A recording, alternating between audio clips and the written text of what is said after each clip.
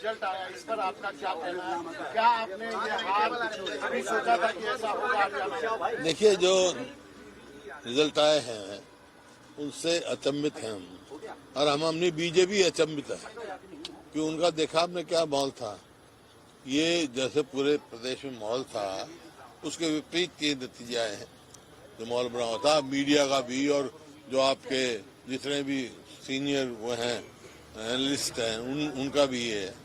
तो अब लोकतंत्र है ये, और तंत्र एक अलग चीज होती है। तंत्र का कितना रोल है इसकी जांच करेंगे हम, क्योंकि बहुत सारी सीटें थोड़ी थोड़ी वोटों से आ रहे हैं, थोड़ी थोड़ी वोटों से आ रहे हैं, और कई जगह से शिकायतें भी मिली हैं।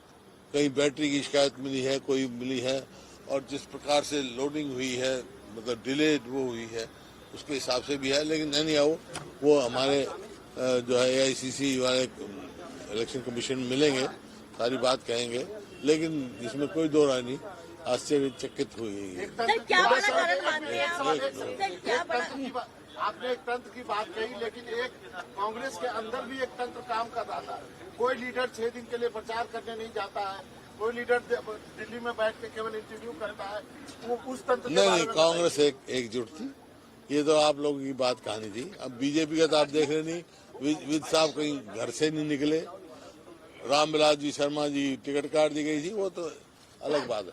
देखो, कोई भी प्रजातांत्रिक पार्टी होगी, लोकतांत्रिक पार्टी होगी, मतभेद स्वाभाविक हो सकते हैं, लेकिन मनभेद किसी का नहीं थमा। कुमारी शैलजा ने सवाल उठाया है कि प्रॉपर कोऑर्डिनेशन नहीं था, तालमेल नहीं रखा गया। कुमारी शैलजा ने कहा है कोऑर्डिनेशन रखना किसका काम है? सबका काम है कोऑर्डिनेशन। कौन सा कोऑर्डिनेशन का मतलब की बात जब आप कर रहे हैं तो क्या आप EVM की ओर इशारा कर रहे हैं? क्योंकि आपकी पार्टी ने कहा कि स्लो रिजल्ट जो है वो अनाउंस किए जा रहे हैं। कुछ ना कुछ है ना, जब इस बात की वो करेंगे।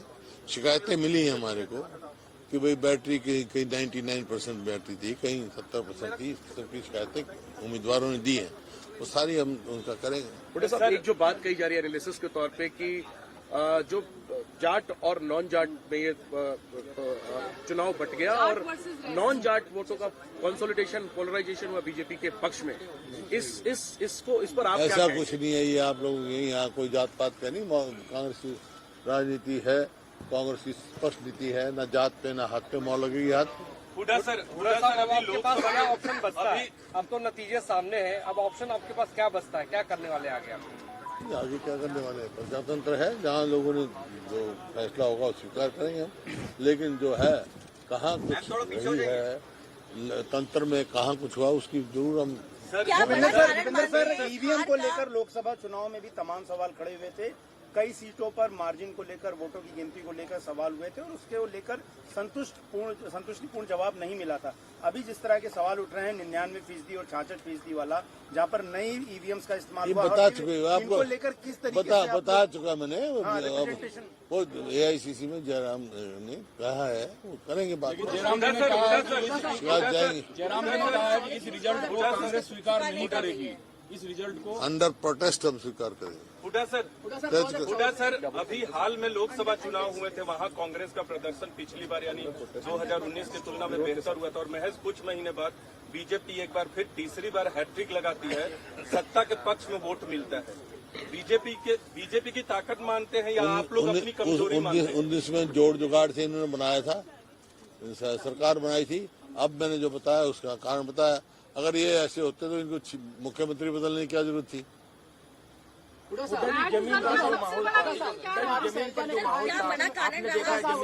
जमीनी माहौल था, बिल्कुल बदलाव के पक्ष में था। वही मैं कह रहा हूँ, आश्चर्यचकित हुए। कुमारी शैलजा ने कहा है कि जो जिम्मेवार लोग हैं हार के लिए, उनके खिलाफ कार्रवाई होनी चाहिए। होनी चाहिए। कौन लोग? पार्टी जांच करेगी। लगता है कोई है हार के जिम्मेवार? मेरे को क्या पता, कोई अगर किसी को होगा शिकायत तो पार्टी में जाएगी, कमेटी बनेगी पार्टी की, पूरी होता है। इसमें तो एक प्रथा है पार्टी। हुड्डा साहब, ये तीसरा चुनाव है जो देखा गया है कि छत्तीसगढ़, मध्य प्रदेश और हरियाणा जीती हुई बाजी आपके हाथ से, कांग्रेस के हाथ से निकल जाती है। क्या आपको क्या लगता है कि इसका अध्ययन होना चाहिए? क्या ये आप लोग भी अध्ययन करो इसका।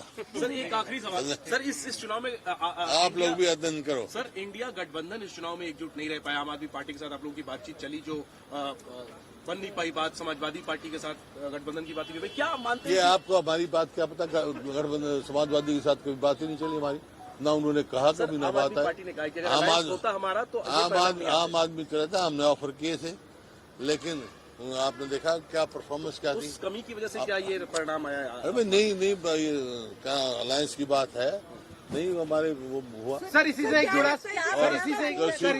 एक मिनट में सीपीएम ने मांगी सीट हमने दे दी।